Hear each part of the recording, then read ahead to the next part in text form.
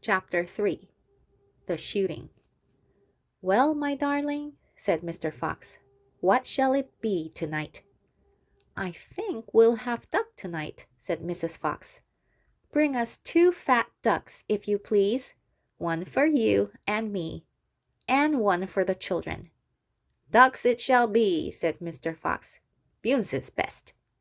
"Now do be careful," said Mrs. Fox. "My darling," said Mr. Fox, "I can smell those goons a mile away.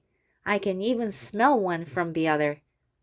Bogus gives off a filthy stink of rotten chicken skins. Bune's reeks of goose livers, and as for Bean, the fumes of apple cider hang around him like poisonous gases." "Yes, but just don't get careless," said Mrs. Fox. "You know they'll be waiting for you, all 3 of them." "Don't you worry about me," said Mr. Fox. "I'll see you later." But Mr. Fox would not have been quite so cocky had he known exactly where the 3 farmers were waiting at that moment. They were just outside the entrance to the hole, each one crouching behind a tree with his gun loaded. And what is more, they had chosen their positions very carefully, making sure that the wind was not blowing from them towards the fox's hole. In fact, it was blowing in the opposite direction. There was no chance of them being smelled out. Mr. Fox crept up the dark tunnel to the mouth of his hole. He poked his long, handsome face out into the night air and sniffed once. He moved an inch or 2 forward and stopped. He sniffed again. He was always especially careful when coming out from his hole. He inched forward a little more. The front half of his body was now in the open. His black nose twitched from side to side, sniffing and sniffing for the scent of danger.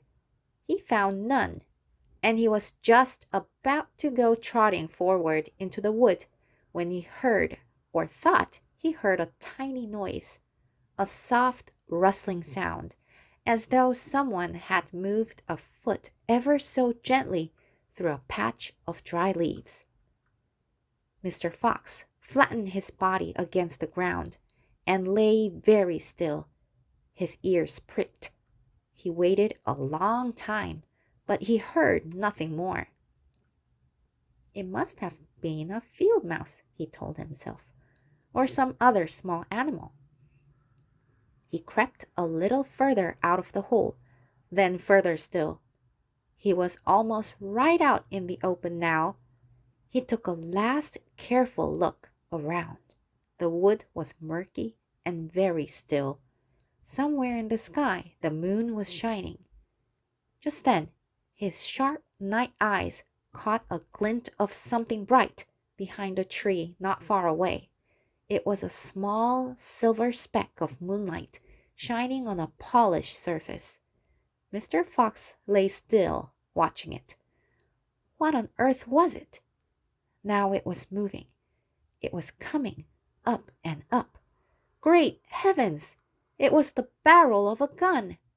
Quick as a whip, Mr. Fox jumped back into his hole, and at that same instant, the entire wood seemed to explode around him. Bang, bang, bang, bang, bang, bang. The smoke from the 3 guns floated upward in the night air. Bogus and Bunes and Bean came out from behind their trees and walked towards the hole. "Did we get him?" said Bean. One of them shone a flashlight on the hole, and there on the ground, in the circle of light, half in and half out of the hole, lay the poor tattered blood-stained remains of a fox's tail. Bean picked it up. "We got the tail, but we missed the fox," he said, tossing the thing away. "Dang and blast," said Bogus. "We shot too late. We should have let fly the moment he poked his head out. He won't be poking it out again in a hurry, Bune said. Bean pulled a flask from his pocket and took a swig of cider. Then he said, "It'll take 3 days at least before he gets hungry enough to come out again. I'm not sitting around here waiting for that. Let's dig him out." "Ah," said Bogus, "now you're talking sense. We can dig him out in a couple of hours. We know he's there." "I reckon there's a whole family of them down that hole," Bune said. "Then we'll have the lot," said Bean. "Get the shovels."